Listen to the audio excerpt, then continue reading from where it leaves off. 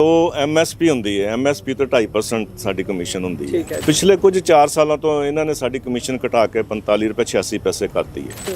और ये सच्चाई है कि हौले हौले आड़तियां का पतन शुरू हो गया। तो आने वाले समय 'ਚ ਸਾਨੂੰ नज़र आंदा ਪਿਆ कि ये आड़त का काम जो जद्दी पुश्ती चलता आ रहा सी वो हुण एंड के किनारे ते खड़ा।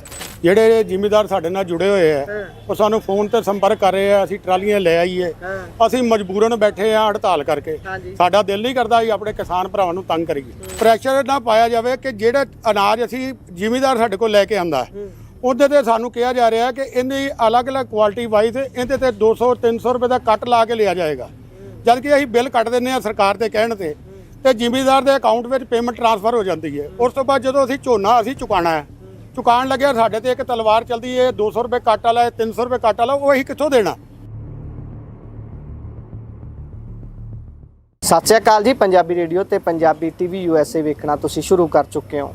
ਪੰਜਾਬ ਦੇ ਵਿੱਚ ਝੋਨੇ ਦੀ ਵਾਢੀ ਦਾ ਸੀਜ਼ਨ ਸ਼ੁਰੂ ਹੋ ਚੁੱਕਿਆ ਹੈ। ਮੰਡੀਆਂ ਦੇ ਵਿੱਚ ਖਰੀਦ ਦੀ ਸਰਕਾਰੀ ਤਰੀਕ ਸੀ ਜਿਹੜੀ ਉਹ ਵੀ ਆ ਚੁੱਕੀ ਹੈ, ਪਰ ਇਸ ਦੇ ਬਾਵਜੂਦ ਵੀ ਪਿੰਡ ਬਿਲਕੁਲ ਖਾਲੀ ਨੇ। ਝੋਨਾ ਮੰਡੀਆਂ ਦੇ ਵਿੱਚ ਨਹੀਂ ਪਹੁੰਚ ਰਿਹਾ, ਜੇਕਰ ਪਹੁੰਚ ਰਿਹਾ ਹੈ ਤਾਂ ਨਾ ਉਸ ਨੂੰ ਮਜ਼ਦੂਰ ਹੱਥ ਲਾ ਰਹੇ ਨੇ ਤੇ ਜਿਹੜੇ ਆੜ੍ਹਤੀਏ ਨੇ ਉਹ ਵੀ ਆਪਣੀਆਂ ਮੰਗਾਂ ਨੂੰ ਲੈ ਕੇ ਜਦੋਜਹਿਦ ਕਰ ਰਹੇ ਨੇ। ਸਾਰੀਆਂ ਧਿਰਾਂ ਆਪਣੇ ਆਪਣੇ ਪੱਧਰ ਤੇ ਜਦੋਜਹਿਦ ਕਰ ਰਹੀਆਂ ਨੇ ਕਿ ਉਹਨਾਂ ਦੀਆਂ ਮੰਗਾਂ ਸਭ ਤੋਂ ਪਹਿਲਾਂ ਸਰਕਾਰ ਮੰਨੇ, ਪਰ ਸਰਕਾਰ ਦਾ ਕੰਮ ਇਹ ਹੈ ਕਿ ਵਿਹੜੇ ਆਈ ਜਨ ਬੰਨੋ ਕੁੜੀ ਦੇ ਕੰਨ। ਉਸ ਤੋਂ ਬਾਅਦ ਮੀਟਿੰਗਾਂ ਕੀਤੀਆਂ ਜਾ ਰਹੀਆਂ ਨੇ ਜਦੋਂ ਸਾਰਾ ਕੁਝ ਬਿਲਕੁਲ ਆਪਣੇ ਨੱਕੇ ਤੇ ਪਹੁੰਚ ਚੁੱਕਿਆ। ਸਾਡੇ ਨਾਲ ਆੜ੍ਹਤੀਏ ਭਾਈ ਮੌਜੂਦ ਨੇ, ਗੱਲਬਾਤ ਇਹਨਾਂ ਨਾਲ ਕਰਾਂਗੇ। ਕੀ ਮੰਗਾਂ ਨੇ, ਕਿਉਂ ਇਹਨਾਂ ਦੇ ਵੱਲੋਂ ਹੈਜ਼ੀਟੇਸ਼ਨ ਕੀਤੀ ਜਾ ਰਹੀ ਹੈ, ਕੀ ਗੱਲਬਾਤ ਹੈ, ਸਾਰੀ ਜਾਣਨ ਦੀ ਕੋਸ਼ਿਸ਼ ਕਰਦੇ ਹਾਂ। ਪਿਆਰ ਭਰੀ ਸਤਿ ਸ਼੍ਰੀ ਅਕਾਲ ਜੀ। ਸਤਿ ਸ਼੍ਰੀ ਅਕਾਲ ਜੀ। ਜੀ ਸੋ ਸਭ ਤੋਂ ਪਹਿਲਾਂ ਤਾਂ ਇਹ ਦੱਸੋ ਤੁਹਾਡੀਆਂ ਸਭ ਤੋਂ ਕੋਰ ਮੰਗਾਂ ਕੀ ਨੇ ਆੜ੍ਹਤੀਆਂ ਦੀਆਂ, ਜਿਸ ਕਰਕੇ ਇਸ ਸਮੇਂ ਮੰਡੀਆਂ 'ਚ ਜਿਸ ਸਮੇਂ ਰੌਣਕਾਂ ਲੱਗੀਆਂ ਹੁੰਦੀਆਂ ਸੀ ਬਿਲਕੁਲ ਸੁੰਨ ਪਸਰੀ ਹੋਈ ਹੈ। ਦੇਖੋ ਜੀ, ਸਾਨੂੰ 4-5 ਸਾਲ ਹੋ ਗਏ ਆ ਸਰਕਾਰ ਅੱਗੇ ਬੇਨਤੀਆਂ ਕਰਦੇ ਆ।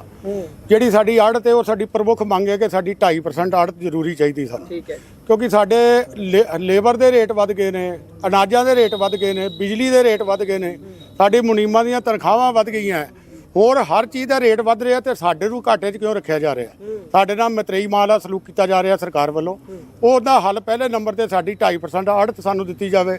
ਉਸ ਤੋਂ ਬਾਅਦ ਸਾਨੂੰ ਇਹ ਪ੍ਰੈਸ਼ਰ ਨਾ ਪਾਇਆ ਜਾਵੇ ਕਿ ਜਿਹੜੇ ਅਨਾਜ ਅਸੀਂ ਜ਼ਿਮੀਦਾਰ ਸਾਡੇ ਕੋਲ ਲੈ ਕੇ ਆਂਦਾ ਉਹਦੇ ਤੇ ਸਾਨੂੰ ਕਿਹਾ ਜਾ ਰਿਹਾ ਕਿ ਇਹਦੀ ਅਲੱਗ-ਅਲੱਗ ਕੁਆਲਿਟੀ ਵਾਈਜ਼ ਇਹਦੇ ਤੇ 200-300 ਰੁਪਏ ਦਾ ਕੱਟ ਲਾ ਕੇ ਲਿਆ ਜਾਏਗਾ, ਜਦ ਕਿ ਅਸੀਂ ਬਿੱਲ ਕੱਟ ਦਿੰਦੇ ਆ ਸਰਕਾਰ ਦੇ ਕਹਿਣ ਤੇ ਜ਼ਿਮੀਦਾਰ ਦੇ ਅਕਾਊਂਟ ਵਿੱਚ ਪੇਮੈਂਟ ਟ੍ਰਾਂਸਫਰ ਹੋ ਜਾਂਦੀ ਹੈ। ਉਸ ਤੋਂ ਬਾਅਦ ਜਦੋਂ ਅਸੀਂ ਝੋਨਾ ਚੁਕਾਉਣਾ ਹੈ, ਚੁਕਾਉਣ ਲੱਗਿਆ ਸਾਡੇ ਤੇ ਇੱਕ ਤਲਵਾਰ ਚੱਲਦੀ ਹੈ, 200 ਰੁਪਏ ਕੱਟ ਵਾਲਾ, 300 ਰੁਪਏ ਕੱਟ ਵਾਲਾ, ਉਹ ਅਸੀਂ ਕਿੱਥੋਂ ਦੇਣਾ।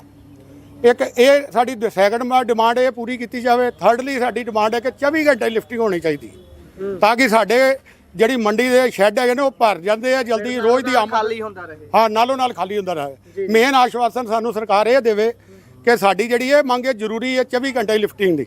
ਅਗਰ ਇਹ ਆਸ਼ਵਾਸਨ ਦਿੱਤਾ ਜਾਂਦਾ ਤਾਂ ਅਸੀਂ ਹੜਤਾਲ ਤੋੜਨ ਨੂੰ ਤਿਆਰ ਆ। ਜੀ ਬਹੁਤ ਬਹੁਤ ਧੰਨਵਾਦ। ਚੇਅਰਮੈਨ ਸਾਹਿਬ, ਜਿਹੜਾ ਤੁਸੀਂ ਇਹ ਗੱਲ ਦੱਸ ਦਿਓ ਕਿ ਪਹਿਲਾਂ ਮਿਲਦੀ ਕਿੰਨੀ ਹੈ, ਜਿੱਦਾਂ ਭਾਈ ਸਾਹਿਬ 2.5% ਦੱਸ ਰਹੇ ਨੇ, ਪਹਿਲਾਂ ਕਿੰਨਾ ਮਿਲ ਰਿਹਾ ਸੀ ਤੁਹਾਨੂੰ? ਇਸ ਤਰ੍ਹਾਂ ਜੀ, ਪਹਿਲਾਂ ਤਾਂ ਤੁਹਾਨੂੰ ਜੀ ਆਇਆਂ ਨੂੰ, ਤੁਸੀਂ ਸਾਡੀਆਂ ਮੁਸ਼ਕਲਾਂ ਸੁਣਨ ਵਾਸਤੇ ਆਏ ਹੋ।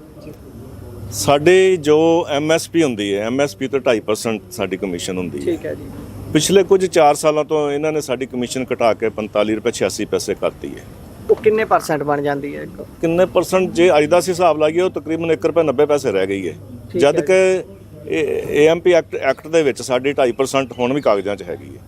ਜਿਹੜਾ ਸਾਡਾ ਰਾਈਟ ਬੰਦਾ, ਸਾਡੀ ਉਹ ਮੇਨ ਡਿਮਾਂਡ ਹੈ ਕਿ ਸਾਡੀ ਕਮਿਸ਼ਨ ਸਾਨੂੰ ਪੂਰੀ ਦਿੱਤੀ ਜਾਵੇ। ਇਹ ਕਟੌਤੀ ਹੋਈ ਕਦੋਂ ਸੀ, ਇਹ ਦੱਸ ਸਕਦੇ ਹੋ? ਜਿੱਦਾਂ ਤੁਸੀਂ ਕਹਿ ਰਹੇ ਹੋ ਕਾਗਜ਼ਾਂ 'ਚ 2.5 ਹੈ ਪਰ ਤੁਹਾਨੂੰ 1.90 ਮਿਲ ਰਹੀ ਹੈ, ਕਟੌਤੀ ਕਦੋਂ ਹੋਣੀ ਸ਼ੁਰੂ ਹੋਈ ਸੀ ਤੇ ਕਿੰਨਾ ਸਮਾਂ ਹੋ ਗਿਆ ਇਸ ਨੂੰ ਲਗਾਤਾਰ? ਕਟੌਤੀ 4 ਸਾਲ ਤੋਂ ਹੋਣੀ ਸ਼ੁਰੂ ਹੋਈ। ਠੀਕ ਹੈ ਜੀ। ਜਿਸ ਤਰ੍ਹਾਂ ਮੈਂ ਤੁਹਾਨੂੰ ਕਿਹਾ ਵੀ MSP ਤੇ ਸਾਨੂੰ ਮਿਲਦੀ ਸੀ, ਜਿਵੇਂ ਪਿਛਲੇ ਸਾਲ MSP 2122 ਦੇ ਕਰੀਬ ਸੀ, ਇਸ ਵਾਰੀ 2300 ਹੋਵੇ, 2320 ਦੇ ਹਿਸਾਬ ਨਾਲ ਸਾਡੀ 58 ਰੁਪਏ ਕਮਿਸ਼ਨ ਬਣਦੀ ਹੈ, ਜਦ ਕਿ ਸਾਨੂੰ 45 ਰੁਪਏ 88 ਪੈਸੇ ਮਿਲਦੀ ਹੈ। ਠੀਕ ਹੈ ਜੀ। 12 ਰੁਪਏ ਸਾਨੂੰ ਪਰ ਕੁਇੰਟਲ ਕਮਿਸ਼ਨ ਘੱਟ ਮਿਲਦੀ ਹੈ, ਜਿਹੜਾ ਕਿ ਸਾਡੇ ਵਾਸਤੇ ਮੁਨਾਸਿਬ ਨਹੀਂ ਸਰਕਾਰ ਕਰ ਰਹੀ। ਅਸੀਂ 1 ਮਹੀਨਾ ਪਹਿਲਾਂ ਆਪਣੀਆਂ ਡਿਮਾਂਡਸ ਇਹਨਾਂ ਨੂੰ ਲਿਖ ਕੇ ਦਿੱਤੀਆਂ ਸੀ, ਪਰ ਸਾਡੇ ਤੇ ਕੋਈ ਗੌਰ ਨਹੀਂ ਕੀਤਾ। ਜੀ ਜੀ। ਇਸ ਕਰਕੇ ਅਸੀਂ ਹੜਤਾਲ ਤੇ ਜੀ। ਭਾਈ ਸਾਹਿਬ ਹੋਰ ਜ਼ਰੂਰ ਦੱਸ ਦਿਓ, ਇੱਕ ਗੱਲ ਬਹੁਤ ਵੱਡੇ ਪੱਧਰ ਤੇ ਕਿਸਾਨ ਵੀ ਕਹਿੰਦੇ ਨੇ ਤੇ ਹੋਰ ਵੀ ਜਿਹੜੇ ਸੁਹਿਰਦ ਬੁੱਧੀਆਂ ਨੇ ਜਾਂ ਬੁੱਧੀਜੀਵੀ ਨੇ ਉਹ ਗੱਲ ਕਰਦੇ ਨੇ ਕਿਸਾਨੀ ਨੂੰ ਲੈ ਕੇ। ਉਹ ਕਹਿੰਦੇ ਨੇ ਕਿ ਹੌਲੀ ਹੌਲੀ ਆੜਤ ਸਿਸਟਮ ਨੂੰ ਖਤਮ ਕਰਨ ਦੀ ਕਵਾਇਤ ਕੀਤੀ ਜਾ ਰਹੀ ਹੈ ਕਿ ਭਾਈ ਆੜਤੀਏ ਨੂੰ ਵਿੱਚੋਂ ਕੱਢਿਆ ਜਾਵੇ, ਜਿਹੜੇ ਕਾਰਪੋਰੇਟ ਸੈਕਟਰ ਹੈ ਉਹ ਵੱਡੇ ਪੱਧਰ ਤੇ ਆ ਕੇ ਪ੍ਰਫੁੱਲਤ ਹੋਵੇ, ਆਪੇ ਹੀ ਖੇਤ 'ਚ ਖੜੀ ਕਣਕ ਜਾਂ ਝੋਨੇ ਦਾ ਮੁੱਲ ਲੱਗ ਜਾ ਕਰੇ, ਵਿੱਚੋਂ ਆੜਤੀਏ ਨੂੰ ਪਾਸੇ ਕਰਨਾ। ਇਹੋ ਜਿਹੀਆਂ ਜਿਹੜੀਆਂ ਘਟਨਾਵਾਂ ਵਾਪਰਦੀਆਂ ਨੇ, ਇਸ ਤਰ੍ਹਾਂ ਨਾਲ ਕੱਟ ਲੱਗਦੇ ਨੇ, ਤੁਹਾਨੂੰ ਲੱਗਦਾ ਹੈ ਕਿ ਕਿਤੇ ਨਾ ਕਿਤੇ ਉਦਾਂ ਦੀ ਸਾਜ਼ਿਸ਼ ਹੁੰਦੀ ਹੈ? ਲੱਗਦਾ ਇਸ ਤਰ੍ਹਾਂ ਰਿਹਾ ਜੀ, ਉਹੀ ਘਟਨਾ ਲੱਗਦੀ ਉਹੀ ਲੱਗ ਰਹੀ ਜੀ। ਉਸੇ ਕੜੀ ਦਿਨ ਮਤਲਬ ਇਹ ਕੰਮ ਨੂੰ ਫਰੀਜ਼ ਕੀਤਾ ਗਿਆ। ਠੀਕ ਹੈ। ਤੇ ਸਰਕਾਰ ਦੇ ਵੱਲੋਂ ਕਿਹੋ ਜਿਹਾ ਸਹਿਯੋਗ ਤੁਹਾਡੇ ਨਾਲ ਕੀਤਾ ਜਾਂਦਾ ਹੈ, ਜਾਂ ਜਦੋਂ ਗੱਲਬਾਤ ਕਰਦੇ ਹੋ ਤੁਸੀਂ? ਬੀਤੇ ਦਿਨੀ ਮੀਟਿੰਗ ਵੀ ਲਾਲ ਚੰਦ ਕਠਾਰੂ ਚੱਕ ਹੋਣਾ ਨਾਲ ਕੀਤੀ ਸੀ, ਗੱਲਬਾਤ ਉਹਨਾਂ ਨਾਲ ਹੋਈ ਹੋਊਗੀ, ਕੀ ਕੋਈ ਪੋਜ਼ਿਟਿਵ ਰਿਐਕਸ਼ਨ ਆਉਂਦਾ ਜਾਂ ਫਿਰ ਬਸ ਟਾਲਾ ਹੀ ਕੀਤਾ ਜਾਂਦਾ ਹਮੇਸ਼ਾ? ਨਹੀਂ, ਉਹਨਾਂ ਨੇ ਸਾਡੀਆਂ ਮੰਗਾਂ ਸੁਣੀਆਂ, ਸਾਡੇ ਲੀਡਰ ਸਾਹਿਬਾਨ ਉੱਥੇ ਗਏ ਹੋਏ ਸਨ, ਉਹਨਾਂ ਮੰਗਾਂ ਸੁਣੀਆਂ ਪਰ ਕੋਈ ਅਸਰ ਨਹੀਂ ਉਹਨਾਂ ਤੇ ਹੋਇਆ, ਕੋਈ ਹੱਲ ਨਿਕਲਿਆ ਨਹੀਂ। ਤੇ ਭਗਵੰਤ ਮਾਨ ਸਾਹਿਬ ਨਾਲ ਮੁਲਾਕਾਤ ਕਰਨ ਦਾ ਕੋਈ ਸਬੱਬ ਬਣਿਆ ਜਾਂ ਤੁਸੀਂ ਕੋਸ਼ਿਸ਼ ਕੀਤੀ ਹੈ ਕਿ ਸਿੱਧੀ ਉਹਨਾਂ ਨਾਲ ਮੀਟਿੰਗ ਹੋ ਜੇ ਤਾਂ ਕਿ ਫੇਸ ਟੂ ਫੇਸ ਜਦੋਂ ਗੱਲ ਕਰੋਗੇ ਆਪਣੀਆਂ ਮੁਸ਼ਕਲਾਂ ਦੱਸੋਗੇ, ਹੋ ਸਕਦਾ ਸੁਪਰੀਮੋ ਹੀ ਹੁੰਦਾ, ਸ਼ਾਇਦ ਕੋਈ ਹੱਲ ਜਲਦੀ ਹੋ ਜਾਏ? ਨਹੀਂ, ਕੱਲ ਉਹਨਾਂ ਨਾਲ ਮੀਟਿੰਗ ਰੱਖੀ ਹੋਈ ਸੀ ਪਰ ਕਿਸੇ ਕਾਰਨ ਉਹ ਮੀਟਿੰਗ 'ਚ ਆ ਨਹੀਂ ਸਕੇ।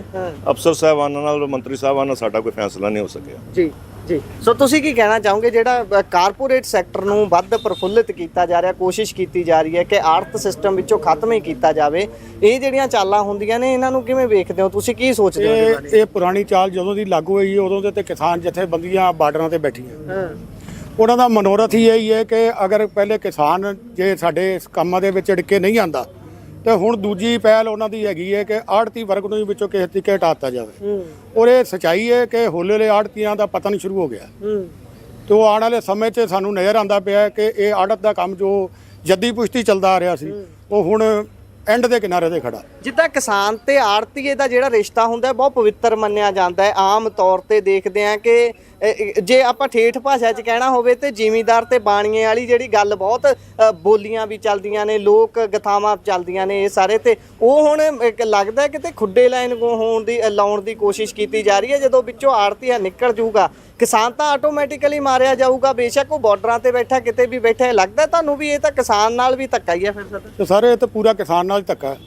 ਜਿਹੜੇ ਜ਼ਿਮੀਂਦਾਰ ਸਾਡੇ ਨਾਲ ਜੁੜੇ ਹੋਏ ਆ ਉਹ ਸਾਨੂੰ ਫੋਨ ਤੇ ਸੰਪਰਕ ਕਰ ਰਹੇ ਆ, ਅਸੀਂ ਟਰਾਲੀਆਂ ਲੈ ਆਈਏ, ਅਸੀਂ ਮਜਬੂਰਨ ਬੈਠੇ ਆ ਹੜਤਾਲ ਕਰਕੇ। ਸਾਡਾ ਦਿਲ ਨਹੀਂ ਕਰਦਾ ਅਸੀਂ ਆਪਣੇ ਕਿਸਾਨ ਭਰਾਵਾਂ ਨੂੰ ਤੰਗ ਕਰੀਏ, ਸਾਡਾ ਕੋਈ ਮਨੋਰਥ ਨਹੀਂ, ਸਾਰੀ ਉਮਰ ਉਹਨਾਂ ਨਾਲ ਸਾਡੀ ਸਾਂਝ ਰਹੀ ਹੈ, ਉਹਨਾਂ ਦੇ ਸਿਰ ਤੇ ਸਾਡੇ ਕਾਰੋਬਾਰ ਨੇ। ਜੀ ਜੀ। ਤੇ ਅੱਜ ਇਹ ਸਰਕਾਰ ਦਾ ਨਜ਼ਰੀਆ ਕੁਝ ਐਸਾ ਹੈ, ਉਹ ਪਤਾ ਨਹੀਂ ਕੀ ਸੋਚਦੀ ਹੈ ਸਾਡੇ ਲੋਕਾਂ ਬਾਰੇ, ਉਹਨਾਂ ਦੇ ਕੋਈ ਵਿਚਾਰ ਸ਼ੁੱਧ ਨਹੀਂ ਹੈਗੇ ਸਰਕਾਰਾਂ ਦੇ। ਜੀ ਜੀ ਜੀ।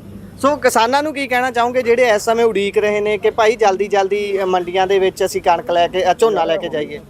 ਅਸੀਂ ਕਿਸਾਨਾਂ ਦੀ ਬਿਹਤਰੀ ਵਾਸਤੇ ਹੜਤਾਲ ਕੀਤੀ ਹੈ, ਕਿਉਂਕਿ ਜਿੰਨੀ ਦੇਰ ਇਸ ਫੈਸਲਾ ਨਹੀਂ ਹੁੰਦਾ ਉਨੀ ਦੇਰ ਕਿਸਾਨਾਂ ਨੂੰ ਮੰਡੀਆਂ 'ਚ ਮਾਲ ਨਹੀਂ ਲਿਆਉਣਾ ਚਾਹੀਦਾ, ਵੇਟ ਕਰਨੀ ਚਾਹੀਦੀ ਹੈ। ਜੀ। ਤੇ ਕਿੰਨਾ ਕੁ ਸਮਾਂ ਤੁਹਾਨੂੰ ਲੱਗਦਾ ਹੋਰ ਲੱਗ ਸਕਦਾ? ਕਿਸਾਨ ਕਦੋਂ ਤੱਕ ਵੇਟ ਕਰਨ? ਦੇਖੋ, ਇਹ ਤਾਂ ਹੁਣ ਸਰਕਾਰ ਤੇ ਡਿਪੈਂਡ ਹੈਗੀ। ਅਸੀਂ ਤਾਂ ਆਪਣੀਆਂ ਮੰਗਾਂ ਰੱਖੀਆਂ, ਜਦੋਂ ਉਹ ਮੰਨਣਗੇ ਉਸ ਟਾਈਮ ਹੜਤਾਲ ਖੁੱਲ ਜਾਏਗੀ। ਜੀ, ਬਹੁਤ ਬਹੁਤ ਧੰਨਵਾਦ। ਸੋ ਇਹ ਸਨ ਸਾਡੇ ਨਾਲ ਆੜਤੀਏ ਭਰਾ ਜਿਨ੍ਹਾਂ ਨੇ ਜਾਣਕਾਰੀ ਸਾਂਝੀ ਕੀਤੀ ਹੈ ਕਿ ਕਿਵੇਂ ਸਾਰਾ ਕੁਝ ਵਾਪਰ ਰਿਹਾ ਹੈ ਤੇ ਇਹਨਾਂ ਦੀਆਂ ਮੰਗਾਂ ਤੇ ਜਦੋਂ ਤੱਕ ਸਰਕਾਰ ਪੈਰ ਨਹੀਂ ਧਰਦੀ, ਉਹਨਾਂ ਤੇ ਕੋਈ ਹੱਲ ਨਹੀਂ ਕਰਦੀ, ਉਦੋਂ ਤੱਕ ਇਦਾਂ ਹੀ ਅੜੇ ਰਹਿਣਗੇ। ਤੇ ਕਿਸਾਨਾਂ ਨੂੰ ਤਾਕੀਦ ਕੀਤੀ ਹੈ ਕਿ ਹਾਲੇ ਉਹ ਮੰਡੀਆਂ ਦੇ ਵਿੱਚ ਆਪਣਾ ਝੋਨਾ ਲੈ ਕੇ ਨਾ ਆਉਣ। ਜੁੜੇ ਰਹੋ Punjabi radio, Punjabi TV USA ਨਾਲ। ਧੰਨਵਾਦ।